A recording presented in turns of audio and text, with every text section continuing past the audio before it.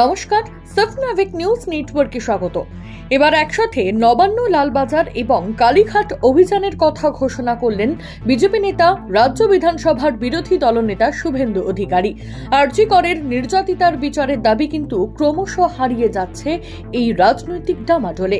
গতকাল নবান্ন অভিযানে পুলিশি অত্যাচারের বিরুদ্ধে ডাকা 12 ঘন্টার বাংলা বন্ধ সফল করতে নন্দীগ্রামে নিজেই পথে নামেন শুভেন্দু দলীয় কর্মী সমর্থকদের নিয়ে।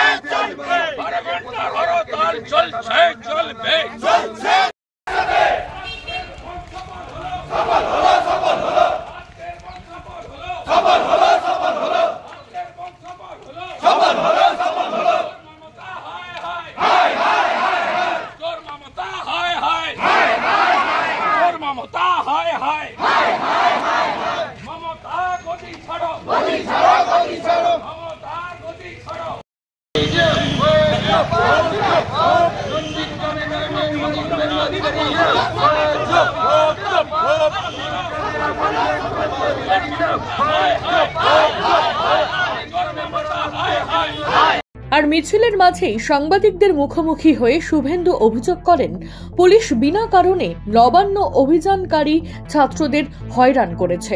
আর এরপর তারা একসাথে নবান্ন, লালবাজার এবং কালীঘাট অভিযান করবেন এবং হুঁশিয়ারি দিলেও সেই মহাকর্মসূচির দিনক্ষণ কিন্তু জানাননি বিরোধী দলনেতা।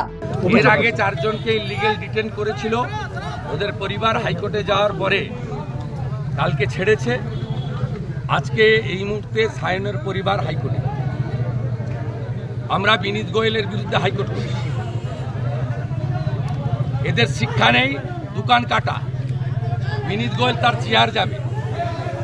ওই সিঙ্গুরে মমতা ব্যানার্জিকে যে টেনে হিঁচড়ে বের করেছিল বিডিও অফিস থেকে, ওই বাঁদর সুপ্রতিম সরকারকে সিপি করবে, ওই জন্য পা চাটছে বিনীত গোয়েল। শিক্ষা দেব কোর্টে। সায়ন লাহিড়ির পরিবারের সঙ্গে আমরা আছি, সায়নের সঙ্গে আছি। 4 জনকে ধরেছিল, ওর পরিবার কালকে কোর্টে গেছিল, কাল সন্ধ্যায় এনে ছেড়েছে।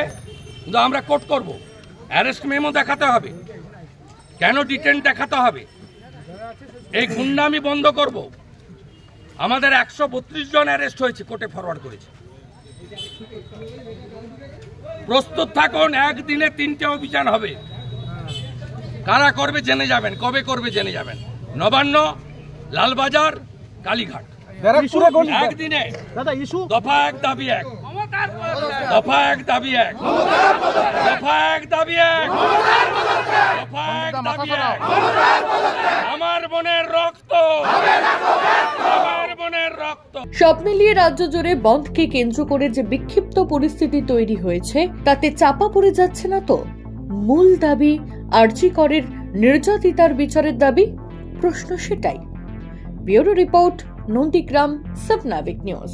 সমস্ত খবরের আপডেট পেতে লাইক করে সাবস্ক্রাইব করুন সাফনাভিক নিউজ। সেই সঙ্গে বেল বাটন প্রেস করতে ভুলবেন না। আপনাদের একটা সাবস্ক্রিপশন আমাদের জন্য অত্যন্ত মূল্যবান। জয় হিন্দ।